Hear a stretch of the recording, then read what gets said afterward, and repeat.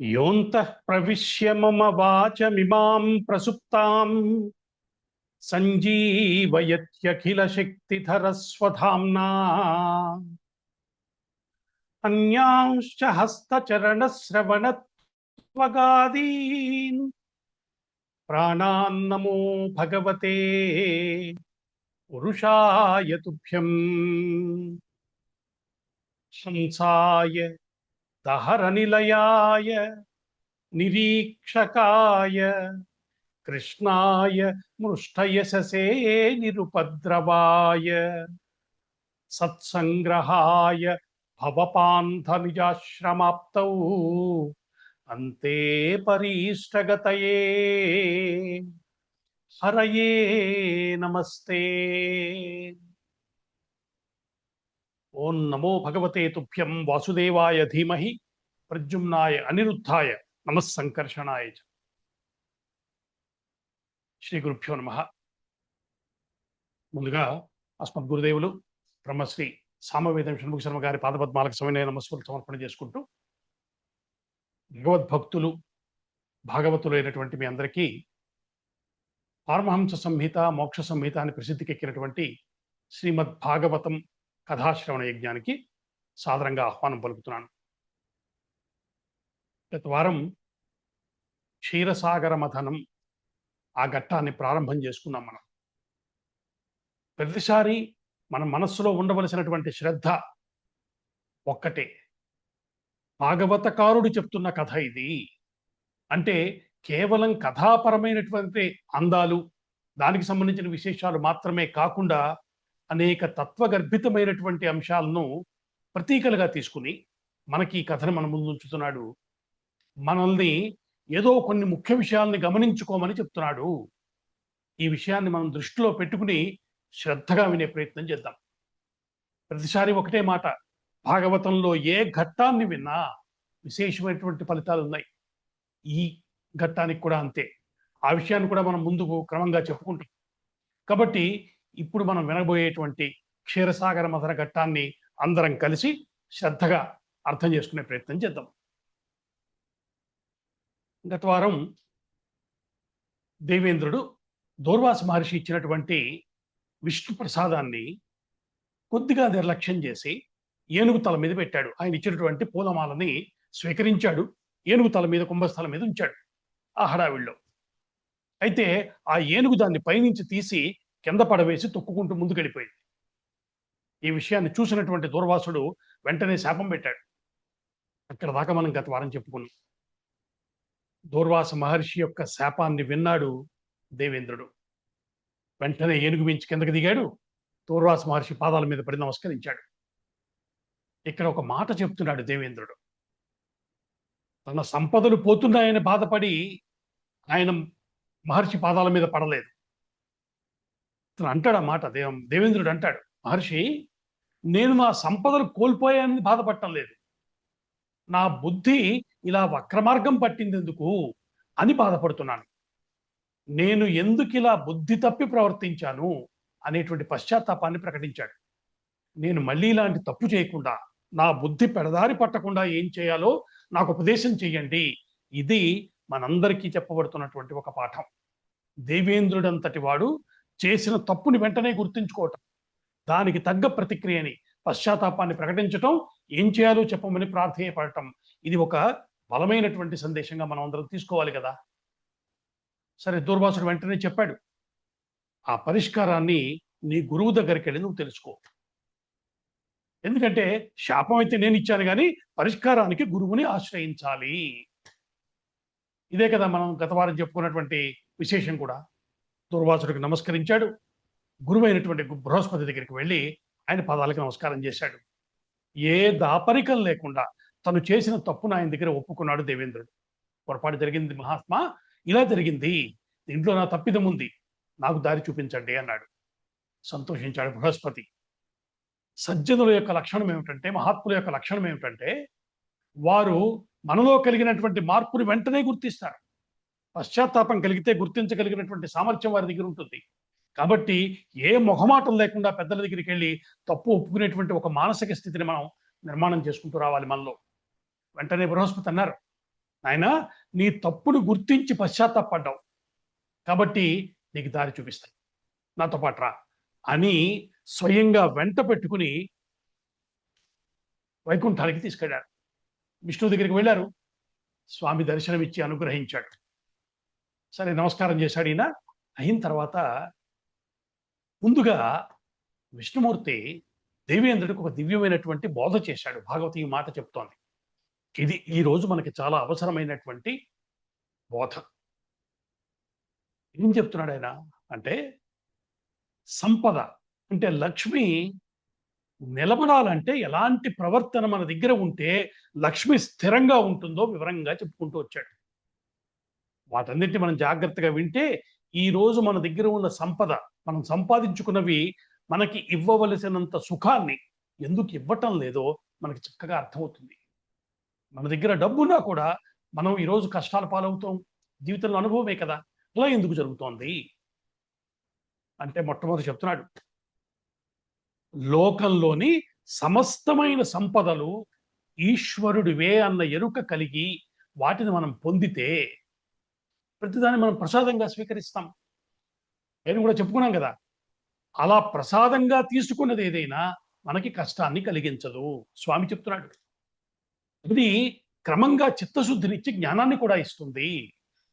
అంటే సంపదలు ఎవరివో అతన్ని తృణీకరిస్తే ఇతడిచ్చే సంపదలు మనకి దూరం అవుతాయి. ఇదే ప్రధానమైన అంశము. అయితే ఇక్కడ దీన్ని కొంచెం వివరంగానే చెప్పే ప్రయత్నం చేస్తున్నాడు. విష్ణువు చేస్తున్న బోధగా మనకి పరిచయం చేస్తున్నాడు భాగవతకారుడు. ఎందుకంటే ఇక పైన రాబోతున్న తల్లి శ్రీ మహాలక్ష్మి. ఆ తల్లికి సంబంధించినటువంటి కొన్ని విషయాలు మన మనసులో స్పష్టంగా ఉంచుకుని మనం ముందుకెళ్లాలని కోరుకుంటున్నాడు. సంపదలు అంటే లక్ష్మీదేవి ఆమె ఎప్పుడూ నారాయణునితోనే ఉంటుంది. కాబట్టి నాకు వెలుగు కావాలి కానీ వెలిగించే దీపం అక్కర్లేదు, వెలుగునిచ్చే దీపం అక్కర్లేదు అన్నలో ఎలాంటి మూర్ఖత్వమో, పరమాత్మని లక్ష్య పెట్టకుండా ఆయనకి నమస్కరించకుండా తిరస్కరించి లక్ష్మి అనుగ్రహం కావాలని కోరుకోవటం అలాంటిదే. ఆలోచించవలసిన విషయం కదా. దీపానికి కాంతి ఎలాగో ఈశ్వరుడు అంటే నారాయణుడు, ఆయనకి లక్ష్మీదేవి అలాగా. దీపం అక్కర్లేదు కానీ కాంతి కావాలి అనుకునేవాడు ఎలాంటి మూర్ఖుడో, ఈశ్వరుడు అక్కర్లేదు కానీ సంపదలు కావాలి అనుకునేవాడు అలాంటి వాడే. ఇదంతా మనం ఎందుకు చెప్పుకుంటున్నామంటే ఈశ్వర ఆశ్రయ బుద్ధి మన జీవితాల్లో ప్రవేశించాలి. భాగవతం వినటం పూర్తయ్యేసరికి తలధీన వృత్తి అని పెద్దలు చెప్పినటువంటి ఈశ్వరుణ్ణి ఆశ్రయించి జీవించటం. నాకు దొరికిన ప్రతిదీ, నాకు మంచి పేరు వచ్చింది, నాకు ఒక మంచి విషయం తెలిసింది, నా పిల్లలు బాగున్నారు, నాకు సంపద దొరికింది, నా ఆరోగ్యం బాగుంది, అన్నింటి పట్ల ఈశ్వరుడికి కృతజ్ఞత భావనను సమర్పణ చేయటం ఇది మనకు అలవాటు అవ్వాల్సిన విషయము. దీన్ని చెప్తున్నాడు. కాబట్టి ఇక్కడ విష్ణువు చెప్తున్న బోధగా మనకి ఈ మాట చెప్పటంలో ఉన్నది శ్రద్ధగా పట్టుకో సుమా అని చెప్పటమే. కాబట్టి విష్ణుమూర్తి దేవేంద్రుడికి బోధ చేసి, నాయన మీరు మీ సంపదల్ని తిరిగి పొందాలంటే క్షీరసాగరాన్ని మధించాలి అని మొదలుపెట్టాడు. ఇంతేకాదు మీరు అమృతాన్ని సాధించుకోవాల్సుమా అన్నది కూడా చెప్పాడు. ఇప్పటిదాకా ఎందుకు చెప్పలేదు, ఇక్కడ ఎందుకు చెప్పాడు, ఇది రహస్యం మనకి చివరిలో తెలుస్తుంది. కాబట్టి ఇప్పుడు చెప్తున్నాడు స్వామి, దేవతలందరికీ ఒక విషయాన్ని చెప్తున్నాడు. మీరు అమృతాన్ని సాధించుకోవాల్సిన సమయం వచ్చేసింది. దానికి ఏం చెయ్యాలో, ఎటువంటి వ్యూహాన్ని అనుసరించాలో ఆ ప్రక్రియ అంతా నేను మీకు చెప్తాను అని మొదలుపెట్టాడు. క్షీరసాగర మథనానికి అవసరమైన వ్యూహాన్ని సాక్షాత్తు నారాయణుడే స్వయంగా దేవేంద్రుడికి బోధ చేశాడు. అయితే ఈ మాట చెప్పి వెంటనే ఒక మాట అన్నాడు. అర్థమవుతోంది కదా, ఇది బృహత్ కార్యం, చిన్న విషయం కాదు. దీన్ని మీరు విజయవంతంగా నిర్వహించాలంటే రాక్షసులను కూడా ఇందులో భాగస్థులు చేయండి అని చెప్పాడు. స్వామి లీలలు సామాన్యంగా ఉండవు. అంటే ఏదో లీల చూపించబోతున్నాడు. మనం గతంలో కూడా చెప్పుకున్నాం, కేవలం ఒకే చిన్న ప్రయోజనాన్ని ఆశించి స్వామి ఏ పని చేయడు. 10 birds at one shot. ఒక్క పని చేస్తే 10 ప్రయోజనాలు సిద్ధిస్తాయి. అది స్వామి యొక్క ప్రణాళిక. ఇక్కడ దేవేంద్రుడికి చెప్పాడు, వెళ్ళి రాక్షసుల్ని కూడా మీతో కలుపుకోండి, మీరందరూ కలిపి ఈ బృహత్ కార్యాన్ని నిర్వహించవలసి ఉంటుంది అని చెప్పాడు. సరే, దేవేంద్రుడి దగ్గర ఉన్న మంచి లక్షణం ఏమిటంటే తక్షణం ఒప్పుకున్నాడు ఆయన. నారాయణుని యొక్క ఆజ్ఞగా స్వీకరించాడు. తిన్నగా రాక్షసుల దగ్గరికి వెళ్ళాడు. వాళ్ళకి రాజు అయినటువంటి బలచక్రవర్తిని కలిశాడు. కలిసి ఈ ప్రతిపాదన చెప్పాడు. క్షీరసాగరాన్ని మధిద్దాము, దాని నుంచి వచ్చేటువంటి సంపదల్ని మనం స్వీకరిద్దాము అని చెప్పాడు. సంపదలు వస్తాయంటే వద్దనేవారు ఎవరు? అందరికీ ఉందిగా ఆశ. ఒప్పుకున్నారు, అంగీకరించారు, వాళ్ళు కూడా వచ్చారు. ఇప్పుడు అందరూ క్షీరసాగరం దగ్గరికి చేరారు. అయితే ఎదురుకుండా ఉన్నది మహావిస్తారమైన క్షీరసాగరం. దాన్ని మధించాలంటే వాళ్ళకు ఒక కవ్వం కావాలి. కవ్వంగా దేన్ని వాడుకోవాలి? మళ్ళీ నారాయణుడే వచ్చాడు. ఆయనే సూచన చేశాడు, మందర పర్వతాన్ని కవ్వంగా ఉపయోగించండి. ఇక్కడ మనం ఒక విషయాన్ని పట్టుకోవాల్సింది ఏంటంటే, ఇంతకు ముందు కథల్లో లాగానే ఇది కూడా అనేక తత్వగర్భితమైన ప్రతీకలని అడ్డు పెట్టుకుని మనకి కొన్ని విషయాలను చెప్పబోతోంది. కాబట్టి ప్రతి చిన్న అంశానికి ప్రాముఖ్యత ఉంది కాబట్టి శ్రద్ధగా వినే ప్రయత్నం చేద్దాం. ఈ కథని శ్రద్ధగా వినటము అద్భుతమైన ఫలితాల్ని ఇచ్చేటువంటి ప్రయోజనం కూడా దక్కబోతుంది. సాక్షాత్తు శ్రీ మహాలక్ష్మి ఆవిర్భావ ఘట్టాన్ని మనం చెప్పుకోబోతున్నాం ఈరోజు. లక్ష్మి అక్కర్లేనిది ఎవరికి? దాన్ని ప్రసాద బుద్ధితో స్వీకరించేటువంటి లక్షణాన్ని పెట్టుకుని శ్రద్ధగా వినే ప్రయత్నం మనం అందరం చేయాలి. సరే, మందర పర్వతాన్ని కవ్వంగా ఉపయోగించండి అని స్వామి చెప్పాడు. వీళ్ళంతా కలిసి వెళ్ళారు. మందర పర్వతం దగ్గరికి వెళ్ళారు. దాన్ని కదుపుదామని ప్రయత్నం చేశారు. వాళ్ళ వల్ల కాలేదు. వెంటనే దేవతలు విష్ణువుని ప్రార్థించారు. స్వామి, నువ్వు చెప్పావు, మా ప్రయత్నం మేము చేశాము, కానీ సాధ్యపడటం లేదు, నీ సాయం కావాలి. మనం వచ్చాడు స్వామి. సునాయాసంగా చేత్తో మందర పర్వతాన్ని పైకెత్తాడు. తన గరుడి మీద తాను కూర్చున్నాడు. తిన్నగా వచ్చి వీళ్ళు ఎక్కడి కావాలనుకుంటారో అక్కడ పెట్టేసి వెళ్ళిపోయాడు. సరే, ఇప్పుడు మందర పర్వతం సిద్ధమైంది. కవ్వము చిలకటానికి తాడు కావాలి. ఏం చేయాలి ఆలోచిస్తారు. సరే, తత్వమే బుద్ధిరుత్పన్న, మనం రామాయణంలో చెప్పుకున్నాం కదా. వెంటనే వారికి తోచింది, మహాసర్పాల్లోకెల్లా గొప్పదైనటువంటి వాసుకిని ప్రార్థన చేద్దామనుకున్నారు. వెళ్ళారు, వాసుని ప్రార్థించారు. వాసుకిని, అమ్మా, నువ్వు మాకు సాయం చేయాలి. మేము నిన్ను తాడుగా ఉపయోగించుకుని మందర పర్వతాన్ని ఉపయోగించి సముద్రాన్ని చిలుపుతాము. వెంటనే వాసుకంది, నాకైతే అభ్యంతరం లేదు, కానీ కొండకి చుట్టి నన్ను కనుక మీరు చిలుకుతూ ఉంటే బాధని ఓర్చుకోగలనా ఉంది. ఇప్పుడు వెంటనే శ్రీ మహావిష్ణువు యొక్క అనుగ్రహాన్ని మనం కోరుదాము. దానివల్ల నీకు సమస్య రాదన్నారు. చివరికి ఆయన్ని ప్రార్థిస్తే ఆయన అనుగ్రహంతో వాసుకి ఇబ్బంది లేని రీతిలో తాడుగా మార్చి సముద్ర మథనాన్ని ప్రారంభం చేయాలని సంకల్పం చేశారు. అంటే ఇలా అడుగడుగునా నారాయణుని సాయంతో, ఆయన సలహాతో మొత్తం విషయం ముందుకు కదులుతూ వస్తోంది. స్వామి అనుగ్రహం లేదే ఒక్క అడుగు కూడా ముందుకు వెయ్యలేమని మరొకసారి నిరూపణ అవుతోంది. ఇవన్నీ మనం చివరిలో సంకేతాలను విప్పి చెప్పుకున్నప్పుడు మనకు ఉపయోగపడతాయి. సరే, మథనం ప్రారంభించడానికి ఉపక్రమించగానే వాసుకు యొక్క తల వైపు ఎవరు పట్టుకోవాలి, తోక వైపు ఎవరు పట్టుకోవాలి అన్న ఆలోచన వచ్చింది. ఇది ముందే గ్రహించాడు స్వామి. దేవతలకి ఆయన సూచన చేశాడు, మీరొచ్చి తలవైపు పట్టుకోండి అని చెప్పాడు. ఒక్క నిమిషం ఆశ్చర్యపోయారు. ఎందుకంటే తలవైపు పట్టుకుంటే వచ్చే ప్రమాదం ఏమిటో గ్రహించగలిగిన వివేకం ఉన్నవాడు వాడు. ఎందుకంటే ఎప్పుడైతే వాసుకుని చిలుకుతున్నారో లోపల నుంచి విషం వచ్చే అవకాశం ఉంది. కాబట్టి వాళ్ళు వెంటనే స్వామికి చూసి, ఇదేమిటి స్వామి, ప్రమాదం కదా అన్నారు. నేనున్నాను కదా అన్నాడు స్వామి. వాళ్ళకి అభయం ఇచ్చి, మీరు వచ్చి తలవైపు పట్టుకోండి అని వారికి చెప్పి రాక్షసుల వైపు తిరిగి తోక వైపు మీరు వెళ్ళి పట్టుకోండి అని చెప్పి వాళ్ళు వెంటనే కోపం తెచ్చుకున్నారు. మేం తోకలు కాళ్ళు పట్టుకునే టైప్ కాదు, మేమే తలవైపు పట్టుకుంటాము అని దేవతల్ని తోకవైపు పంపించారు. వాళ్ళు వచ్చి తలవైపు నిలబడ్డారు. అప్పుడు అర్థమైంది దేవతలకి, రాక్షసులకి ఎలా చెప్తే అర్థమవుతుందో అటువంటి పద్ధతిలో స్వామి చెప్పాడు. కొంతమందికి మంచి చెప్తే అర్థం కాదండి, వాళ్ళనే రాక్షసులు అనాలి. అలాగా తోకవైపు దేవతలు, తలవైపు రాక్షసులు పట్టుకుని క్షీరసాగర మథనాన్ని ప్రారంభించారు. విశేషంగా ప్రారంభమైంది క్షీరసాగర మథనం. సృష్టిలోనే సాగినటువంటి అత్యంత ఆశ్చర్యకరమైనటువంటి ప్రయత్నం ఇది. ఉత్సాహంగా పని చేసుకుంటూ వెళ్తున్నారు. అలా సాగుతూ ఉండగా ఈలోగా ఇంకొక చిత్రమైన విషయం కూడా జరిగింది. ఎప్పుడైతే వీళ్ళు చిలకటం మొదలుపెట్టారో ఆ పర్వతము ఓ పక్కకి ఒరిగిపోయింది. ఒరిగిపోగానే ఏం చేయాలో తెలియలేదు వీరికి.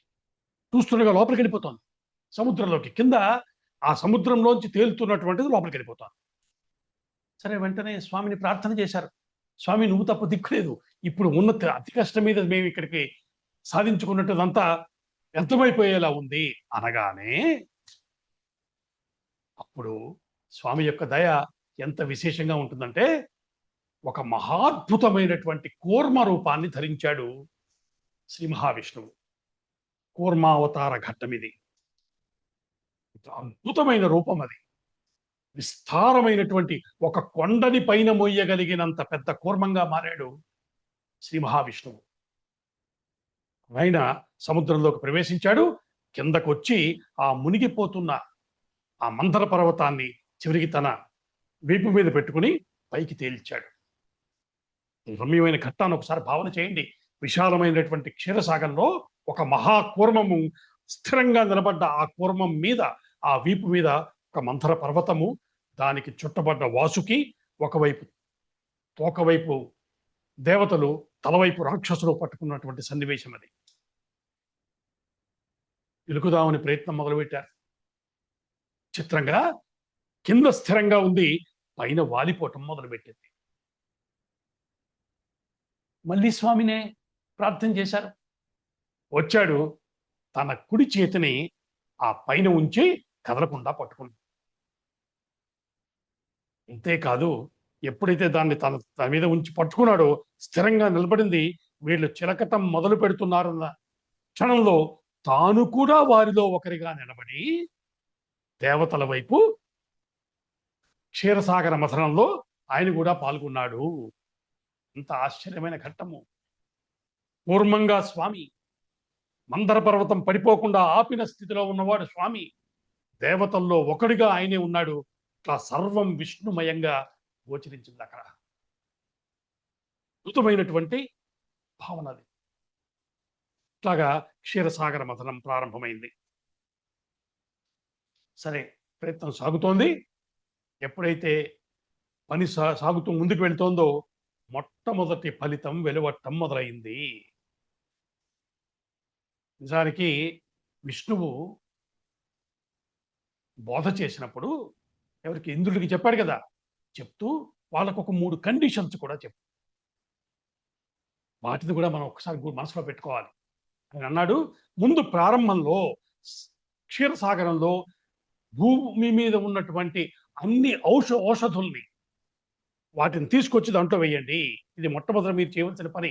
ఆ పని చేయించాడు వాళ్ళ చేత. మొట్టమొదటి దేవతలు భూమి మీద ఉన్నటువంటి విశేషమైన ఔషధి మొక్కలన్నింటినీ సేకరించి దాంట్లో వేశారు. రెండో మాట చెప్పాడు, మీరు చిలకటం ప్రారంభం చేయగానే మహాభయంకరమైన విషం వస్తుంది సుమా, భయపడకూడదు, దానికి తట్టుకుని నిలబడాలి, పని ఆపకూడదు రెండో మాట చెప్పాడు. మూడవది, క్షీరసాగరం నుంచి ఏ వస్తువు బయటకు వచ్చినా దాని మీద మోజు పనికిరాదు. అది ఎవరికి చెందాలో వారికి చెందుతుంది. అందుకు మానసికంగా సిద్ధంగా ఉండండి. చక్కగా ప్రిపేర్ చేశాడు స్వామి. నేను స్ట్రాటజీ అంటే అలాగే ఉంటుంది. ఇప్పుడు మొదలైంది. మొట్టమొదటి ఫలితంగా క్షీరసాగరంలోంచి నల్లటి పొగలు రావటం మొదలయ్యాయి. కొద్ది సేపట్లోనే ఒక భయంకరమైన విషంతో ఆ ప్రాంతం అంతా కమ్మేసింది. అదే హాలాహలం బయటకు వస్తూనే అత్యంత వేగంగా ఆ ప్రాంతం అంతా వ్యాపించిపోయింది. అగ్నిజ్వాలలతోటి, నల్లని పొగలతో, తీవ్రమైన సెగలతో వ్యాపించటం మొదలుపెట్టింది హాలాహలం.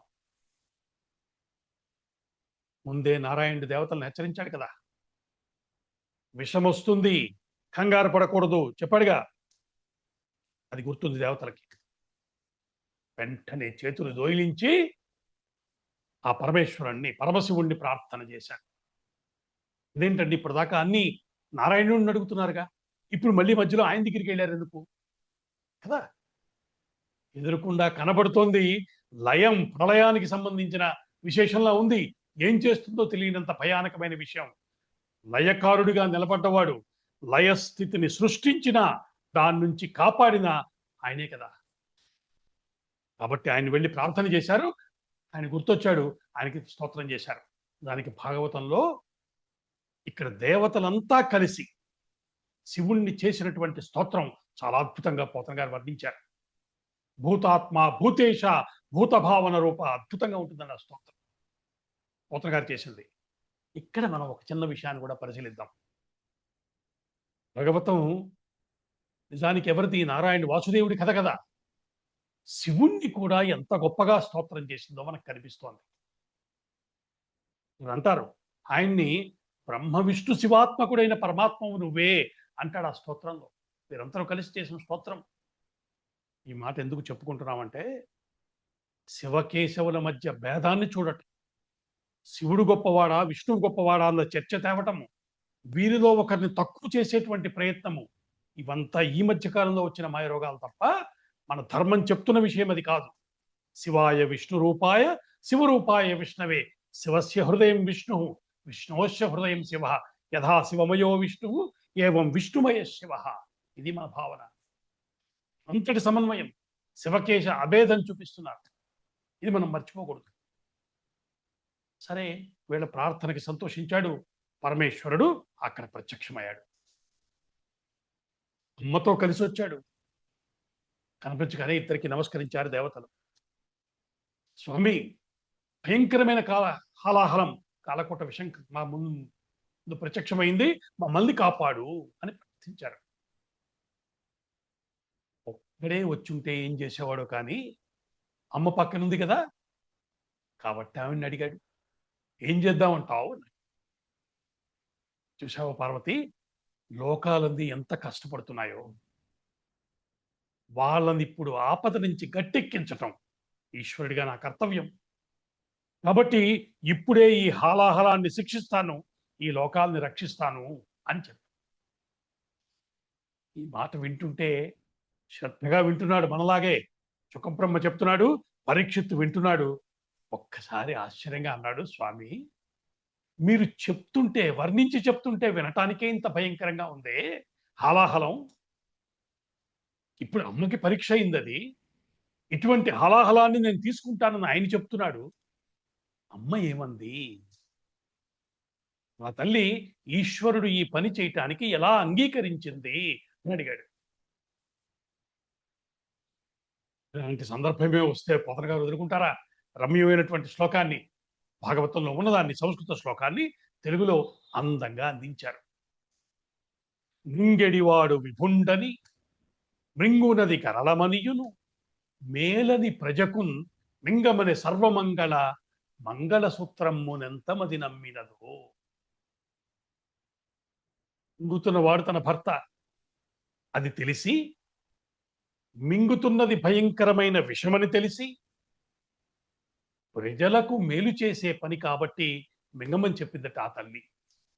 ఎలా అంటే, మంగళసూత్రమునెంత మది నమ్మినదో. ఏం మాట వేశాడండి!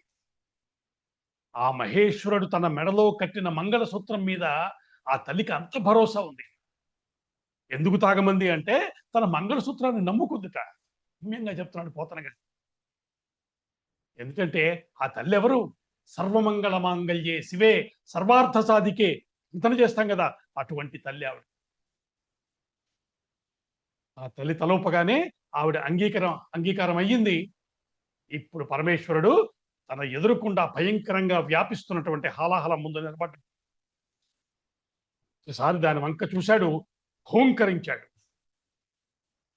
ఆ హోంకార శబ్దానికి, శివుడి నోటి నుంచి వచ్చినటువంటి ఆ హోంకారానికి అంతటి హాలాహలం బెదిరిపోయిందా అన్నట్టుగా క్రమక్రమంగా తగ్గి తగ్గి చిన్నదై చివరికి ఒక నేరేడు పందంత మారి పరమేశ్వరుడి చేతిలోకి వచ్చేసింది.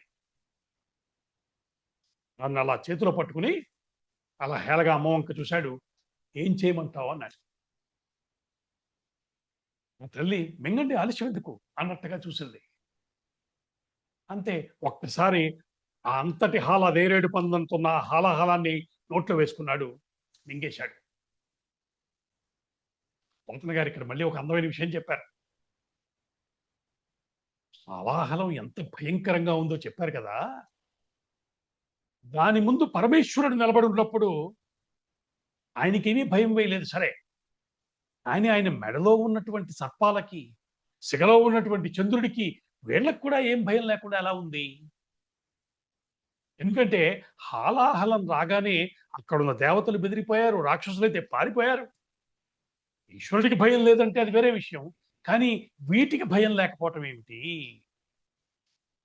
అంటే ఒకసారి ఈశ్వరుణ్ణి ఆశ్రయించిన వారికి భయమనేది ఉండదు. భాగవతకారుడు చెప్తున్నాడు. వారు కూడా బయటే ఉండుంటే, ఈ చంద్రుడు, పాములు కూడా బయటుండుంటే ఏమయ్యేవారో కానీ, శివుని శరీరానికి అంటిపెట్టుకుని, ఆయన్ని ఆశ్రయించుకుని ఉన్నారు కాబట్టి, ఏ భయం లేకుండా అలా చూస్తున్నారట. ఆ పాములు అలా చూస్తున్నాయి. చంద్రుడు అలాగే ఉన్నాడు. అంటూ అందమైన విషయం చెప్పాడనమాట. సరే, ఇప్పుడు ఈయన హాలాహలాన్ని నోట్లో వేసుకున్నాడు. మళ్ళీ మరో సమస్య ఉంది ఇక్కడ. ఎందుకంటే, స్వామి యొక్క ఉదరంలో మళ్ళీ అనేక లోకాలున్నాయి. ఈ హాలాహలం లోపలికెళ్తే అదొక ప్రమాదం మళ్ళీ. లోపలికి వెళ్తే లోపల లోకాలకి ప్రమాదం. బయటకు విడిచిపెడితే బయట లోకాలకి ప్రమాదం. కాబట్టి అటు ఇటు కాకుండా తన గొంతులో అట్టి పెట్టేశాడు ఆ విషయాన్ని స్వామి. ఎందుకయ్యా అంత విషయాన్ని ఇంత చేసిన వాడు మొత్తానికి మాయం చేసేయచ్చు కదా! అలా నిత్యం ఆయన కంఠంలో కనిపించే నల్లని మచ్చ అలా పెట్టుకోవటం ఎందుకు? అంటే ఆ నీలకంఠం స్వామి యొక్క ఆర్తత్రాణపరాయణ లక్షణాన్ని, అభయప్రదానాన్ని ఇవ్వగలిగే ఆ గుణాన్ని, దయని మనందరికీ తెలియజేస్తోంది. నీలకంఠుడిని తలుచుకుంటే చాలు, కంఠాన్ని స్మరిస్తే చాలు, ఆయన దయ మనకు అర్థమవుతోంది కదా అన్నారు పెద్దలు.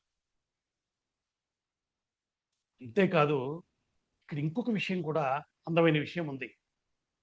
మనం భాగవత ప్రారంభంలో మొదటి నుంచి వింటున్నప్పుడు, మనం తర్వాత విష్ణు పురాణంలో కూడా ఈ మాట ఉంటుంది.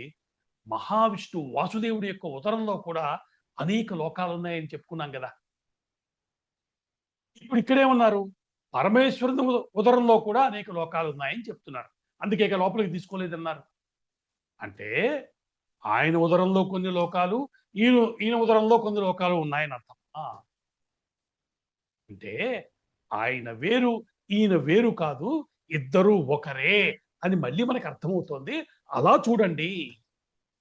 శ్రీ విష్ణు రూపాయ నమఃశివాయ. సరిపోయింది కదా! కాబట్టి ఎప్పుడు కలలో కూడా శివుడు గొప్ప, విష్ణువు గొప్ప అటువంటి ఆలోచనే చేయకూడదు మనం. సనాతన ధర్మము దాన్ని పూర్తిగా ఖండించింది. మరిప్పుడు ఇంత భయంకరమైన నిప్పుపుతని ఎలా మింగాడయ్యా అని అడిగి పోతన గారు మాట అన్నారు. అరే కంటిలోనే నిప్పుంది ఆయనకి. ఆయనకి బెంగేముంది? ఆయన్ని చేయగలడు అని చెప్పాడు. ఇటువంటి ముక్కంటి చేసినటువంటి ఘనకార్యాన్ని చూసి దేవతలంతా ఆశ్చర్యపోయారు. చేతులొగ్గి నమస్కరించారు. ఇది హాలాహల భక్షణ ఘట్టం. ఇది వింటే దీనికొక అద్భుతమైన ఫలితాన్ని చెప్పారు. శ్రద్ధగా దీన్ని విన్నవారికి అగ్ని వల్ల గాని, విషం వల్ల గాని ఎటువంటి ప్రమాదాలు జరగవు అని ఇప్పుడు మనం చెప్పుకున్న ఘట్టాన్ని విన్నవారికి ఆ ఫలితం దక్కుతుందని చెప్తున్నారు. సరే, అంతటి హాలాహలాన్ని కుటుక్కున మింగి అలా నిబ్బరంగా నిలబడుతున్న స్వామిని అమృతేశ్వరుడు అని, మృత్యుంజయేశ్వరుడని మనం కొలుచుకుంటున్నాం. ఆ స్వరూపము మనకి మృత్యువు నుంచి, అంటే అజ్ఞానం నుంచి బయటపెట్టే గురు స్వరూపము కూడా. కాబట్టి ఇన్ని విశేషాలు ఇక్కడ మనకి హాలాహల భక్షణ ఘట్టంలో స్వామి రూపంలో కనబడుతున్నాయి. వాటిని చెప్పుకోగలిగాం మనం. అయితే ఎన్ని చెప్పినా కూడా మెడలో కనిపించే మచ్చ మచ్చ కదా! అందులో అందమేముంది అంటే, చూడవలసిన పద్ధతిని కూడా దిద్దుతున్నాడు ఇక్కడ. మామూలు మచ్చ కదయ్యా! జగద్రక్షణ చేసినటువంటి కార్యానికి చిహ్నంగా ఉంది కాబట్టి, పరోపకారార్థం చేసినటువంటి కార్యంలో ఏర్పడ్డ మచ్చ కూడా అందాన్నిస్తుంది అని చెప్పారు. మనకి అటల్ బిహారీ వాజ్పేయి గారు ఒక మాట చెప్పారు. సైన్యంలో మన సైనికులు యుద్ధంలో కాలో చెయ్యో పోగొట్టుకుంటారు. వారి అందమే వేరన్నాడు ఆయన. ఇది మనం చూడవలసినటువంటి దృష్టి. మన కోసం పోగొట్టుకున్నారు వాళ్ళు వాళ్ళ అవయవాల్ని. వారిని చూడవలసిన పద్ధతి, వారి అందమే వేరని చెప్పారు వాజ్పేయి గారు. ఇది ఇక్కడ మళ్ళీ మన సందర్భానికొస్తే హరిహరుల ఇద్దరి యొక్క దయ వల్ల క్షీరసాగర మథనం కట్టం ముందుకు సాగటం మొదలుపెట్టింది. సరే, మళ్ళీ మథనం మొదలుపెట్టారు, సాగుతోంది. ఇప్పుడు క్షీరసాగరం నుంచి ఎన్నెన్నో విశేషమైనటువంటి వస్తువులు బయటికి రావటం మొదలుపెట్టాయి. విషం వచ్చినప్పుడు ఆయనకి ఇద్దాం అనిపించింది కానీ భోగ వస్తువులు వచ్చినప్పుడు ఆయన గుర్తురాలా ఎవరికి. ఆయన వెళ్ళిపోయాడు. ఆయనకేం పట్టదు కదా, నిరీహుడు ఆయన. లోకం తీరు అలాగే ఉంటుంది. ఎందుకంటే సుఖాల్లో ఉన్నంత కాలం పరమేశ్వరుడు గుర్తురాడు. సమస్య రాగానే ఆయన వైపు తిరుగుతాం. ఇక్కడ కూడా హాలాహలాన్ని ఆయనకి సమర్పించారు. మిగిలిన వస్తువులన్నీ వీడు పంచుకోవటం మొదలుపెట్టారు. మొట్టమొదటి కామధేను వచ్చింది, కోరిన కోర్కెలు తీర్చే తల్లి. దానిని దేవర్షులు వారంతా కూడా తమ యాగాలకు కావలసిన హవిస్సుని వాటిని సమకూర్చగలదు కాబట్టి ఈ సురభిని వారు స్వీకరించారు. తర్వాత తెల్లటి ఉచ్చైశ్రవం అనేటువంటి గుర్రం వచ్చింది. బలిష్టమైనటువంటి శరీరంతో ఉన్నటువంటి ఆ ఉచ్చైశ్రవాన్ని రాక్షసరాజు అయినటువంటి బలిచక్రవర్తి తీసుకున్నాడు. ఆ తరువాత వచ్చింది 4 దంతాలతో తెల్లని శరీర కాంతితో మెరిసిపోతున్నటువంటి ఐరావతం వచ్చింది. దాంతోపాటు కల్పవృక్షం కూడా వచ్చింది. ఈ రెండు కూడా ఇంద్రుని వద్దకు చేరాయి. అలాగే అనేక మంది అప్సరకాంతలు వచ్చారు. ఇట్లాగా అనేక విశేషమైనటువంటి భోగ వస్తువులన్నీ వచ్చిన తరువాత అసలు కథ ప్రారంభమవుతోంది.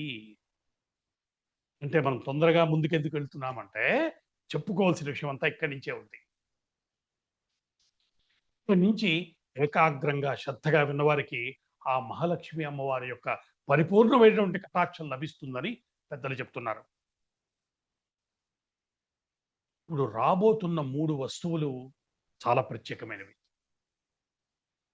చంద్రుడు, శ్రీ మహాలక్ష్మి, అమృతము. ఆ వరుసలో ఈ ముగ్గురు రాబోతున్నారు. ముందుగా ఆ మథనంలోంచి పూర్ణచంద్రుడు ఉద్భవించాడు. అంటే క్షీరసాగరం నుంచి పూర్ణం బింబంలా ఉన్నటువంటి సుధాకరుడు ఉద్భవించాడు అని చెప్తున్నాడు. ఈయన వెంట ఆ తరువాత వచ్చింది లక్ష్మీదేవి. మీరు జాగ్రత్తగా గమనించి పట్టుకోవాల్సిన విశేషాలు ఉన్నాయి. లక్ష్మీదేవి వచ్చిన తరువాత అమృతం లభించింది. అంటే అమ్మ కటాక్షం లేకపోతే అమృతం లభించదు. అది ఇక్కడ ఉన్నటువంటి విషయం. అంటే ఇప్పుడు మరి అమ్మవారంటే ఎవరు? ఇక్కడ నుంచి లక్ష్మి యొక్క తత్వాన్ని మనం కొంత స్మరణ చేద్దాం. ఆ తల్లి అనుగ్రహాన్నే కదా మనందరం కోరుకుంటాము. లక్ష్మి అక్కర్లేదనే వారెవరు? అమ్మవారంటే ఎవరు? సమస్తమైన ఐశ్వర్యములకు తల్లి. మనం శ్రీ సూక్తంలో చెప్పుకుంటాం కదా, ధనమగ్నిర్ ధనం వాయుర్ ధనం సూర్యో ధనం వపుః అంటాం కదా. అంటే అగ్ని, వాయువు, నీరు ఇవన్నీ కూడా ధనాలే అని చెప్తున్నాం అక్కడ మనం. ఇవన్నీ ధనాలా అండి అంటే ఇవి పుష్కలంగా లభిస్తున్నంత కాలం వాటి విలువ మనకి తెలియదు. ఒక్కసారి లభించటం ఆగిపోతే ఇవన్నీ ఎంత గొప్ప ధనాలో మనకు తెలుస్తుంది. ఇందులో ఏ ఒక్కదాన్ని మనం తయారు చేయలేదు. ఈశ్వరుడిచ్చాడు, వాడుకుంటున్నాం. ఇవన్నీ ఐశ్వర్యములు. ఈ ఐశ్వర్యములు ఎవరివో అతడు ఈశ్వరుడు. ఇప్పుడు ఐశ్వర్యాధిదేవత ఇప్పుడు రాబోతోంది. చివరిలో అమృతం వస్తుందని చెప్పుకుంటున్నాం కదా. అమృతం అంటే ఏమిటో కూడా ఒక్కసారి చెప్పుకుందాం. అమృతానికి శాస్త్రం చెప్తున్న అర్థం ఆనందము. అంటే ఇది లౌకికమైనటువంటి అర్థం. ఆనందం వద్దనే వారు ఎవరు ఉంటారు? మనం ఎప్పుడూ ఉండాలని కోరుకునేది ఆనందమే. కాబట్టి ఇప్పుడు ఆనందం అంటే ఏమిటో కూడా ఒకసారి అంటే ఒక్కొక్క స్థాయిలో ఒక్కొక్క వయసులో ఒక్కొక్కటి ఆనందం. చిన్నప్పుడు ఆటలాడుకోవటం ఆనందం. పెరిగి పెద్దవాళ్ళు అవుతున్న కొద్దీ వేరే వేరే చాలా ఉన్నాయి, అవన్నీ కావాలి మనకి, అవి లభిస్తే ఆనందము. యోగులకు ఈ ప్రాపంచిక విషయాలన్నీ వదిలేసి వాటి పైన ఉన్నది ఆనందం. అంతే కదా! ఆనందాన్ని అందరూ కావాలంటారు. కానీ ఎవరి ఆనందం వారిది. అలాగే అమృతం అంటే మృతం లేనిది, అంటే నాశనం లేనిది అన్నప్పుడు మోక్షానికి ఆ పేరుంది అని చెప్తున్నారు. అంటే ఇప్పుడు అమృతం అంటే 2 అర్థాలొచ్చాయి. ఆనందము, మోక్షము. ఈ ఆనందము, మోక్షము ఎలా లభిస్తాయి అంటే అమ్మవారు అనుకుంది. జాగ్రత్తగా వింటున్నారు కదా ఈ సీక్వెన్స్. ఈ కథలో కూడా జరిగిందదే. నువ్వు సంపాదించుకుంటే లభించేవి కాదు. పాల సముద్రాన్ని చిలికేశాము, దాంట్లోంచి వచ్చింది అంటే నీకు దక్కకపోవచ్చు. జాగ్రత్త సుమా. ఏ లక్షణాలు నీ దగ్గర ఉంటే అమృతత్వము, ఆనందము లభిస్తుందో వాటి గురించి కూడా చెప్తున్నాడు. అమ్మ అనుగ్రహాన్ని కోరుకో. అమ్మ వచ్చి అనుగ్రహిస్తే మోక్షం వచ్చింది కాబట్టి ఇన్ని కోణాలని దృష్టిలో పెట్టుకుని ఈ కథని మనం పరిచయం చేసుకుందాము. ఇప్పుడు అమ్మ ఉద్భవించేటువంటి అద్భుతమైన ఘట్టాన్ని స్మరించుకుందాం. వందే ప్రసన్నవదన వందే పద్మకరాం ప్రసన్నవదనాం సౌభాగ్యదాం భాగ్యదాం హస్తాభ్యాం అభయప్రదాం మణిగణైర్నానావిధైర్భూషితాం భక్తాభీష్టవరప్రదాం హరిహర బ్రహ్మాదిభిస్సేవితాం పార్శ్వే పంకజ శంఖ చక్ర నిధిభిర్యుక్తాం సదాశక్తిభి. ఇది కదా అమ్మని మనం స్తోత్రం చేస్తున్నాం. తల్లి క్షీరసాగరంలోంచి పైకొచ్చింది. సువర్ణమయమైనటువంటి బంగారు కాంతులతో వెలిగిపోతున్నటువంటి పద్మంలో కూర్చునుంది. పద్మంలో కూర్చున్న తల్లి పై 2 చేతులతో 2 పద్మాలు పట్టుకుంది. క్రింది చేతుల్లో అభయముద్ర, వరదముద్ర కలిగి ఉన్నది. ఇప్పుడు నేను చెప్తున్నప్పుడు ఆ రూపాన్ని ఒక్కసారి మనసులో భావన చేద్దాం. పై 2 చేతుల్లో 2 పద్మాలు పట్టుకుంది. కింద అభయముద్ర, వరదముద్ర పట్టుకుంది. స్వర్ణమయమైనటువంటి పద్మంలో క్షీరసాగరం మధ్య నుంచి అమ్మ కనిపిస్తోంది. అంతేకాదు పద్మం వలె వికసించినటువంటి వదనం కలిగినటువంటి తల్లి. ఆవిడ చుట్టూ అనేక మంది ఐశ్వర్య దేవతలు కొలుచుకుంటున్నారు. మనం అంటాం కదా అష్టసిద్ధులు, నవనిధులు అంటాం కదా. అష్టసిద్ధులు అంటే అణిమ, మహిమ, గరిమ, లగిమ ఇలాంటివి. నవనిధులు అంటే శంఖనిధి, పద్మనిధి మొదలైన నిధి దేవతలు ఉన్నారు. వీటితో పాటుగా ఉత్తమ గుణాలైనటువంటి శ్రీ, కీర్తి, లజ్జ ఇలాంటివన్నీ లక్షణాలన్నీ అమ్మ దగ్గర చేరి తల్లిది కొలుచుకుంటున్నాయి. ఇది చెప్తున్నారు. అది ఒక అద్భుతమైన దృశ్యము. అలా అనేక ఐశ్వర్య శక్తుల నడుమ సర్వశక్తి స్వరూపమైనటువంటి తల్లి మనకి దర్శనమిస్తోంది. అలాంటి క్షీరసాగరం నుంచి ఆ రూపంతో అమ్మ బయటికి రావటాన్ని మనసులో ధ్యానం చేసిన వారికి, దాన్ని తెలుసుకున్న వారికి కూడా దరిద్ర బాధలు ఉండవని పెద్దలు చెప్తున్నారు. మళ్ళీ ఇక్కడ దరిద్రం అంటే ఏమిటో కూడా పెద్దలు చెప్పారు. ఇది కూడా మనం తెలుసుకోవాలి. మామూలుగా ఉత్సాహము, ఆనందము, ఉల్లాసము ఇవన్నీ సంపదలని చెప్పారు. ఇవి లేకపోవటమే దరిద్రం. అంటే ఐశ్వర్యం అంటే కేవలం డబ్బులు మాత్రమే అనుకోవద్దు. మనకి సామెత కూడా చెప్తారు కదా. ఇంటి నిండా డబ్బు, ఒంటి నిండా జబ్బు ఉంటే ఉపయోగం ఏమిటి అంటారు కదా. అంతే ఇంట్లో సుఖశాంతులు లేకపోవటం, కుటుంబ సభ్యుల మధ్య స్నేహ సౌహార్ద భావాలు లేకపోవటం, ఏదో విషయంలో ఎప్పుడూ చింతతో ఉండటం, ఇవన్నీ కూడా లక్ష్మి లేకపోవటమే. కాబట్టి డబ్బు అంటే డబ్బొక్కటే లక్ష్మి కాదు. లక్ష్మి అంటే పూర్ణమైనటువంటి ఆనంద స్వరూపం. అలక్ష్మి లేకపోవటమే ఐశ్వర్యము. ఏ ఇంట్లో అయితే శుచి, శుభ్రత, సదాచారము, ఆనందము, ఉల్లాసము వీటితో పాటుగా అటు దేవ, పితృ, అతిథి పూజలు కూడా జరుగుతూ ఉంటాయో ఆ ఇల్లు లక్ష్మీ నిలయము. ఇది పెద్దలు చెప్తున్నారు. ఎందుకు ఇది మనం ఇక్కడ ప్రత్యేకంగా చెప్పుకుంటున్నామంటే ఒక్క నిమిషం ఆగి ఆలోచిద్దాం. మనం ప్రస్తుతం డబ్బు ఒక్కటి ఉంటే చాలు, మిగతావన్నీ ఆటోమేటిక్గా వచ్చేస్తాయి అనేటువంటి దురభిప్రాయంలో ఉంటున్నాం. ఇది మనలో అనేక సమస్యల్ని సృష్టిస్తోంది. దీన్ని వదులుకునే ప్రయత్నం చేయాలి మనం. లక్ష్మి ఉండటం అంటే పైన చెప్పిన అన్నీ కలిసి అలా జీవించాలి. అప్పుడు మాత్రమే మనకి ఆనందము, సంపదలు దక్కుతాయి. అంటే సమస్త సద్భావనల రూపమే శ్రీలక్ష్మి. ఈ విషయం గుర్తుపెట్టుకోవాలి. ఈ మాట వివేకానందుడు చెప్పాడు విదేశాల్లో మాట్లాడుతూ, మేము లక్ష్మిని ఎవరిని ఆరాధిస్తున్నామో తెలుసా? She is embodiment of positive thoughts and deeds. ఉత్తమ ప్రవర్తనల, ఉత్తమ ధర్మముల యొక్క కలబోత శ్రీ మహాలక్ష్మి, సర్వ శుద్ధ సత్వ స్వరూపిణి అని చెప్పాడు ఆయన. అంటే డబ్బున్న వాడి దగ్గర ఈ లక్షణాలన్నీ కనిపించాలని భారతీయులు అనుకుంటారు. ఏ లక్షణాలు? ఆనందంగా ఉండటం, సత్వగుణాన్ని కలిగి ఉండటం, ప్రశాంత చిత్తుడై ఉండటం, ఇవన్నీ కూడా లక్ష్మిలో భాగమే. కానీ దాకా మనం చెప్పుకున్నట్టుగా అబ్బాయి డబ్బంటూ ఉంటే ఇవన్నీ ఆటోమేటిక్గా వచ్చేస్తాయండి అనే మనం నమ్ముతున్నాము అని. మీరు బయట చూడండి, డబ్బు రావటంతో ఇవన్నీ పోవటమే రోజు మనం చూస్తున్నాము. ఉన్నా కదా? బయట ఆరోగ్యాలు పోతున్నాయి, ఆందోళనలు వస్తున్నాయి. ఎందుకంటే సంపద అంటే లక్ష్మిని సరిగ్గా పొందకపోవటం, సరిగ్గా తెలుసుకోకపోవటం, ఇది మనం చేస్తున్నటువంటి తప్పు. కాబట్టి ఆ తల్లి యొక్క స్వరూపాన్ని ఇప్పుడు మనం చెప్పుకుంటున్నాము. అది మనలో ఉండేటువంటి ఇటువంటి దుర్భావాలన్నింటినీ పోగొట్టాలని ఆ తల్లిని మనం ప్రార్థన చేద్దాం.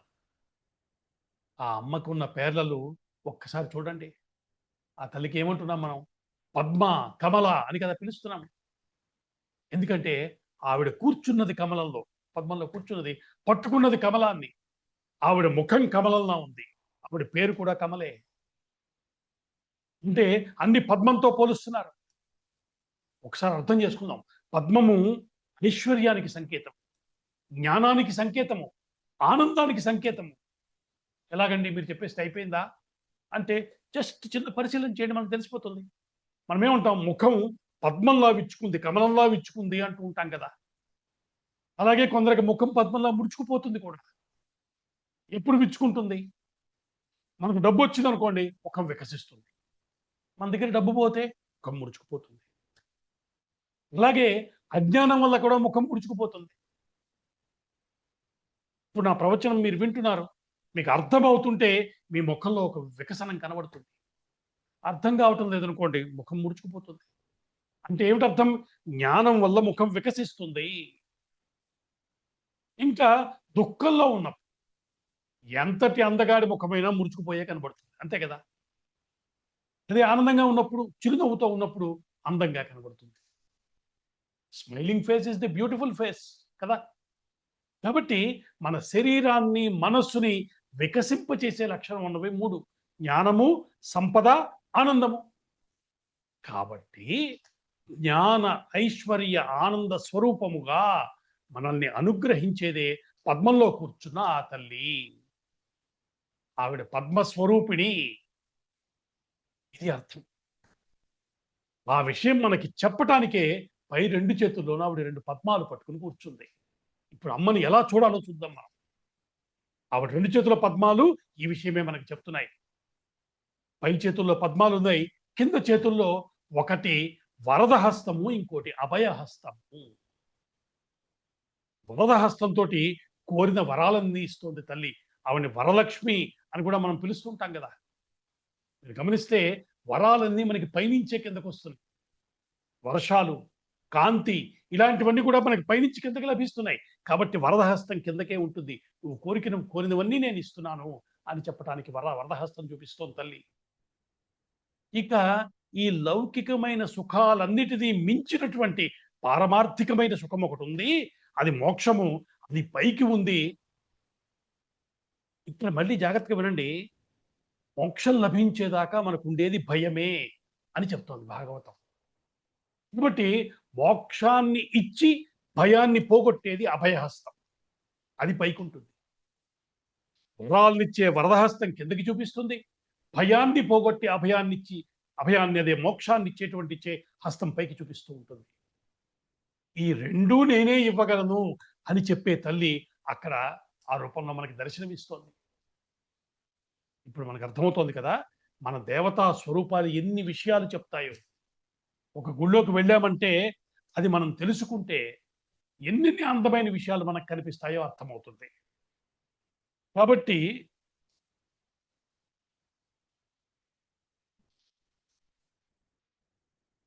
ఇలాగా అమ్మ బంగారు వర్ణంతో కాంతులతో మెరిసిపోతోంది. మనం అందుకే హిరణ్యవర్ణాం హరిణీం నమస్కరించుకుంటాం కదా, అటువంటి తల్లి.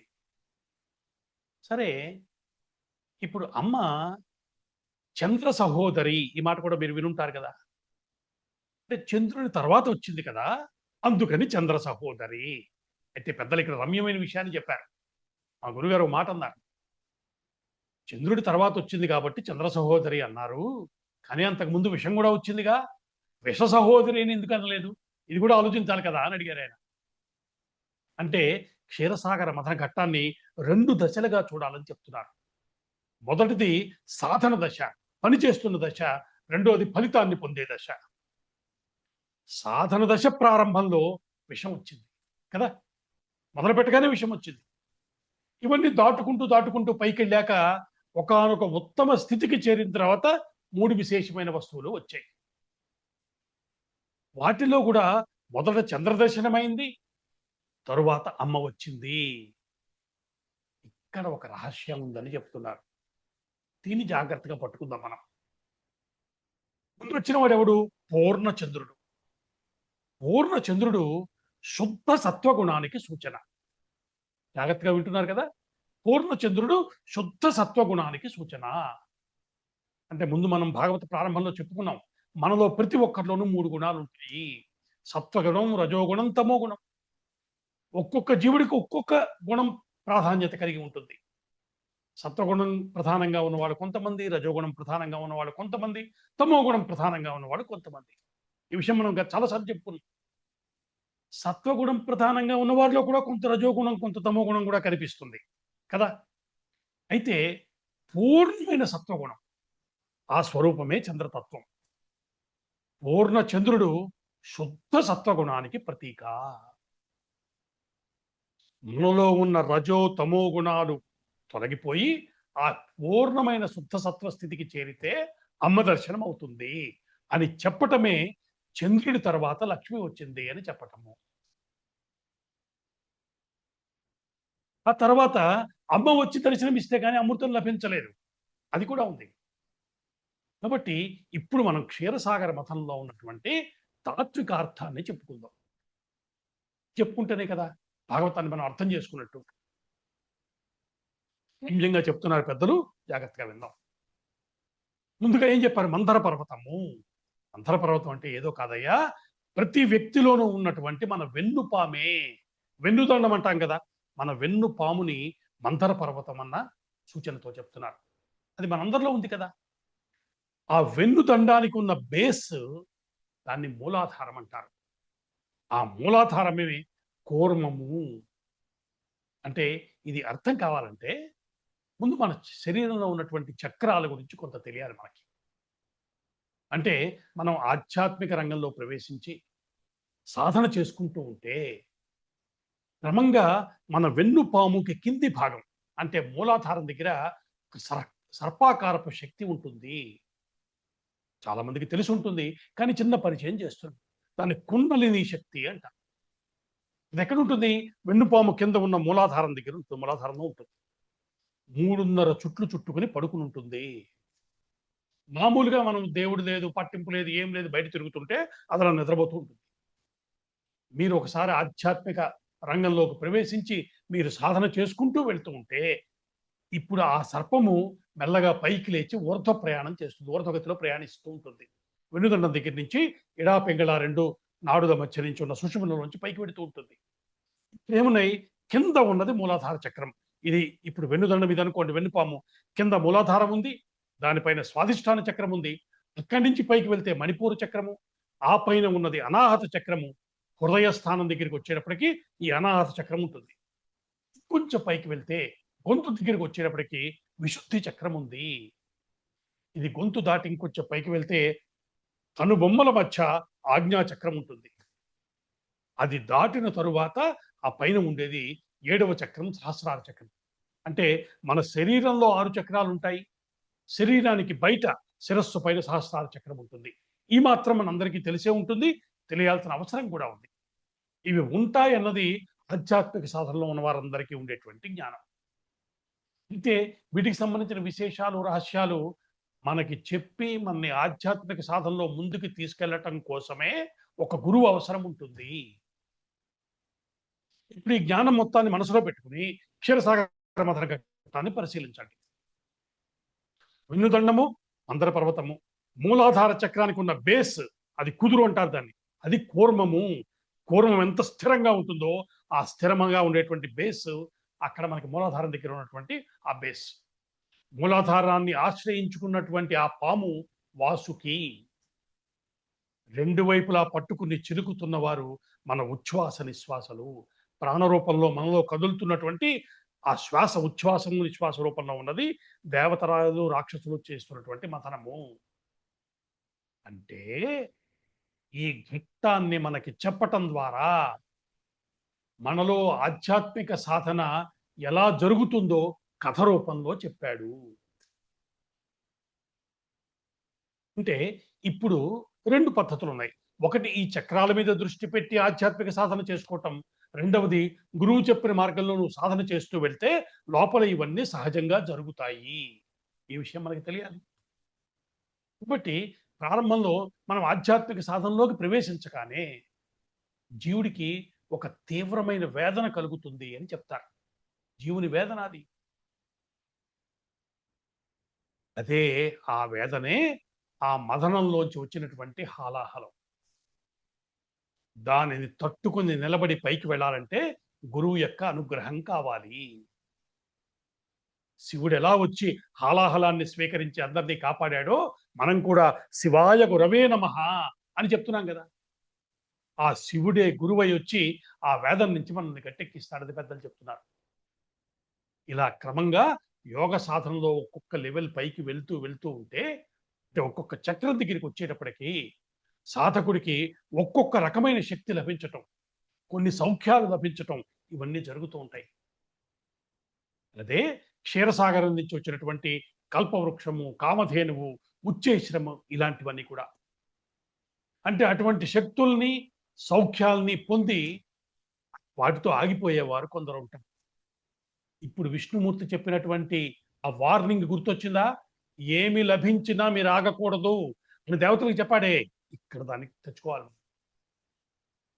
చాలా మంది ఈ యోగ ఆధ్యాత్మిక సాధనలో సాగుతుంటే ఇలాంటి స్థితికి చేరగానే వాళ్ళకి కొన్ని సిద్ధులు లభిస్తాయి. మహిమలు చేయగలిగిన అవకాశం వస్తుంది.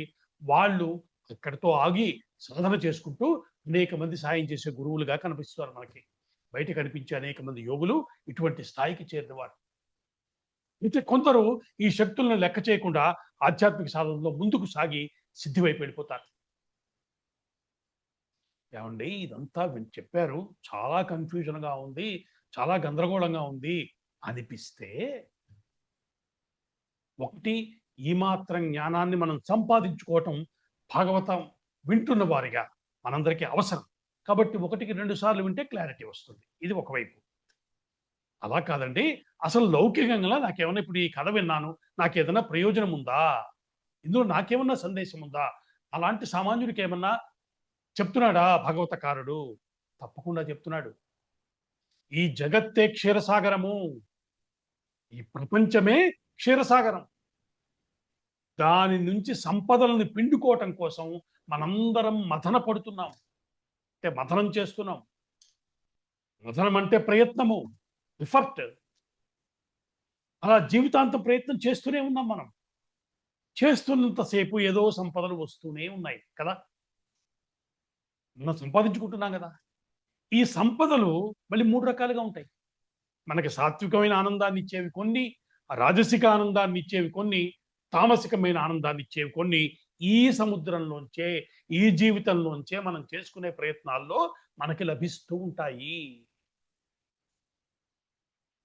ఇప్పుడు ఈ కథలో కూడా వచ్చిన వాటిని కొన్నింటిని రాక్షసులు తీసుకున్నారు, కొన్నింటిని దేవతలు తీసుకున్నారని చెప్పుకున్నాం కదా. మనం కూడా తామసికమైనవి మనకి లభించినప్పుడు అంటే ఏదో ప్లెజర్ ట్రిప్స్, నిద్ర మాత్రలు, రకరకాల సమస్యలు లేకపోతే మందు వ్యవహారాలన్నీ ఉన్నాయి కదా. ఇవన్నీ తామసికమైనవి. రాజసికమైనవి అంటే పొగడ్తలు, మనకొచ్చే గుర్తింపు, మనం ఇంటి నిండా చేర్చుకునే సామగ్రి, వచ్చిన వాళ్ళందరికీ చూపించుకోవటానికి పెట్టుకునే సామగ్రి, ఇవన్నీ రాజసికమైనవి. ఇంకా సాత్విక లక్షణాలంటే జ్ఞానము, ఒక కొత్త విషయాన్ని విండి తెలుసుకున్నప్పుడు వచ్చేటువంటి ఆనందం, భగవంతుడి నుంచి భగవంతుడి గురించి వింటుంటే వచ్చేటువంటి ఒక ప్లెజర్, ఒక ఒక శాంత స్థితి, శాస్త్రాలు వినటం, ప్రవచనాలు వినటం, ధర్మాలు తెలుసుకోవటం, వీటి వల్ల వచ్చే ఆనందము, ఇవన్నీ సాత్వికమైన ఆనందాలు. ఈ వచ్చే ఆనందాలతోనే మనం ఆగిపోకూడదు. చాలా మంది ఇక్కడితో ఆగిపోతుంటారు. కొద్దిమంది మాత్రం అమృతం లభించే వరకు ప్రయత్నం సాగిస్తూనే ఉంటారు. ఎందుకంటే అమృతాన్ని పొందటానికి కూడా, అమృతత్వాన్ని పొందటానికి కూడా ఈ మథనమే, ఈ జీవితమే ఆధారము. అమృతత్వాన్ని, మోక్షాన్ని కూడా పొందే అవకాశము మనందరికీ ఉన్నది. ఇలాంటి చిన్న చిన్న లాభాలతోటి ఆగిపోకుండా సాధనని కొనసాగించటమే ఇందులో ఉన్న ప్రధానమైనటువంటి బోధ. మరి ఇప్పుడు ఏం చేసుకోవాలి అంటే, మన ప్రయత్నం ద్వారా సాత్వికమైన ఆనందాన్ని పెంచుకుంటూ వెళ్ళు. ఇది మొదలుపెట్టాడు. ఇంకా ఈ సముద్ర మథనంలోంచి, ఈ జీవిత మథనంలోంచి వచ్చే ఆనందాల్లో సాత్వికమైన ఆనందాలనే కోరుకుంటూ ఉండు, వాటినే పెంచుకుంటూ ఉండు. దానివల్ల మనలో ఉన్న సాత్విక లక్షణాలు పెరుగుతూ పెరుగుతూ వెళ్తూ ఉంటాయి. ఇలా వెళ్ళగా వెళ్ళగా మనసు ఒక శాంత స్థితిని పొందుతాం మొదలవుతుంది. క్రమంగా మనసుని జయించగలుగుతాము. ఇంతకు ముందు చెప్పిన భాగాల్లో గుర్తుందా? మనసే మన సమస్య, మనసే మనల్ని దొల్లించేస్తోంది. మనకి సేవ చేయవలసిన మనస్సు మనల్ని శాసిస్తోంది. సాత్వికానందాల్ని పెంచుకుంటూ వెళితే, సాత్వికానందం అంటే ఇందాక మనం చెప్పుకున్నాం, భగవంతుడికి సంబంధించిన విశేషాలు, సేవ, ప్రేమ, దయ, ఈ లక్షణాలు పెంచుకుంటూ ఉంటే మనస్సు మీద అదుపు చిక్కుతుంది. ఇది రహస్యము. ఇప్పుడు చూడండి, మీరు బ్రహ్మాండంగా పట్టుకోగలుగుతారు. మనస్సుకి అధిపతి ఎవరు? చంద్రుడు. మనకి తెలిసిన విషయమే. చంద్రుడే మనఃకారకుడు, శాస్త్రాలు చెప్తున్నాయి కదా. అంటే ఆజ్ఞా చక్రము మనశ్చక్రము. ఆజ్ఞా చక్రం దాకా మీరు సాధనలో చేరుకున్నారంటే, ఆజ్ఞా చక్రం కింది వరకు పంచభూతాల నుంచి మనకు లభించే ప్రాపంచిక విషయాలు, ఆజ్ఞా చక్రం నుంచి సాత్విక భావ చంద్రోదయం జరుగుతుంది. ఆజ్ఞా చక్ర స్థానం నుంచి పైన ఉన్నదంతా చంద్రమండలమే. తే రుద్రగ్రంథి విభేదిని. ఎక్కడ విన్నాం? లలితా సహస్రనామంలో చెప్పుకుంటాం కదా. కాబట్టి ఆధ్యాత్మిక సాధన చేస్తున్నవాడు అద్భుతమైన ఆనందాన్ని పొందుతున్నాడయ్యా. వాడేదో నానా కష్టాలు పడి తెల్లారుజామున లేచి అది చేసి, ఎందుకండి పిచ్చి కాకపోతే అంటే, మనం పొందుతున్న వాటిలో సారమేమీ లేదు. అతడు లోపల లోపల ఆనందిస్తున్నాడు, రమిస్తున్నాడు ఆనందంతో. అందుకనే అంత కష్టపడుతున్నాడు. పైకి కష్టంగా కనిపిస్తోంది, దాని వెనకాల ఉన్న అతని ఆనందాన్ని మనం తెలుసుకోలేకపోతున్నాము. ఆ సహస్రార చక్ర కమల స్థితి అయిన చంద్ర కళాస్వరూపమై, చంద్రాం చంద్ర సహోదరీం అని చెప్పబడుతున్న పరాశక్తి, ఆ అమ్మ దర్శనము, సహస్రార పద్మంలో ఉన్నటువంటి చంద్ర కళాస్వరూపిణి ఆవిడ. ఆవిడే శ్రీ, ఆవిడే శ్రీ విద్య. ఆ తల్లే శ్రీ మహాలక్ష్మి. చంద్రుని దాటిన తరువాత, అంటే మనస్సులో కలిగిన ఆనంద స్థితి వల్ల మనస్సుని దాటి, మనస్సుని జయించి పైకి వెళ్తే, అంటే చంద్రుని దాటిన తరువాత అమ్మ దర్శనం అవుతుంది. యోగపరంగా ఆజ్ఞాచక్రం దాటిన తరువాత, ఇటు జ్ఞానపరంగా మనస్సుని గెలిచిన తర్వాత వచ్చేదే మోక్షస్థితి. లక్ష్యం ఏమిటి? మనస్సుని జయించటం. మొదటి నుంచి అదే చెప్పుకుంటున్నాం. మన ఏవ మనుష్యాణం కారణం బంధమోక్షయోహో. మన సమస్య అంతా మన మనస్సే. అవునా కదా? అటువంటి మనస్సుని దాటి ఉత్తమ స్థితికి చేరిన సాధకుడికి అమ్మ దర్శనమవుతుంది. దాని నుంచి సాధన కొనసాగి అమృతత్వాన్ని పొందుతాడు. అంటే ఇప్పుడు క్షీరసాగర మథనమన్న కథ మన జీవితమే, మన నిత్య జీవితము. ఇందులో మనం రోజు చేసుకునే ప్రయత్నాలే మథనము. వీటి ద్వారానే మనం అన్ని పొందుతున్నాము. వీటిలో వేటిని తీసుకోవాలి, వేటిని వదిలేసుకోవాలి తెలుసుకునే వివేకం మనకి కావాలి. అలాంటి శుద్ధ సాత్విక లక్షణాన్ని సాధించుకుని, దానివల్ల మనసు ఒక శాంత స్థితిని పొంది, మనసుని దాటగలిగే శక్తిని సాధించుకుని పైకి వెళ్తే ఇక్కడ ఒక అందమైన విషయం కూడా చెప్పుకుని ముగిద్దాం. చంద్రుని తర్వాత అమ్మొచ్చింది కదా! చంద్రుని తర్వాత అమ్మొచ్చింది. అమ్మకి అన్నగారు వరుస అవుతాడనుకోవచ్చు కదా! అమ్మ, అన్నగారు మనకేమవుతారు? మామ కదా! అందుకే ఆయన చందమామ. చూసారా? చందమామని చూపిస్తూ అమ్మని గుర్తు చేస్తున్నారు. అదే సంస్కృతి, ఆ సంస్కృతే హిందూ ధర్మం, అదే సనాతన ధర్మం. జీవితాన్ని ఎలా పండించుకోవచ్చో చిన్న చిన్న విషయాల ద్వారా అందంగా మనకి పరిచయం చేస్తూ, జీవితంలోకి ఆధ్యాత్మికమైనటువంటి ఒక భావాన్ని మనలో ప్రవేశపెట్టే ప్రయత్నం భాగవత్కారుడు ఎంత అందంగా చేశాడో చూసారా? కాబట్టి అటువంటి రమ్యమైన అమ్మవారి యొక్క ఆవిర్భావ ఘట్టాన్ని ఈరోజు మనం కొంత స్పృశించాము. రేపు వచ్చే వారము ఆ తల్లి దర్శనము, ఆ తరువాత జరిగేటువంటి అమృతత్వాన్ని సాధించుకున్నప్పుడు జరిగినటువంటి అనేక విశేషాల్ని, వాటితో కూడినటువంటి రమ్యమైన ఘట్టాల్ని వచ్చే వారం వివరంగా చెప్పుకుందాం. అంతవరకు మంగళం కోసలేంద్రాయ మహనీయ గుణాత్మనే చక్రవర్తి తనుజాయ సార్వభౌమాయ మంగళం వేద వేదాంత వేద్యాయ మేఘశ్యామల మూర్తయే పుంసాం మోహన రూపాయ పుణ్యశ్లోకాయ మంగళం. స్వస్తి.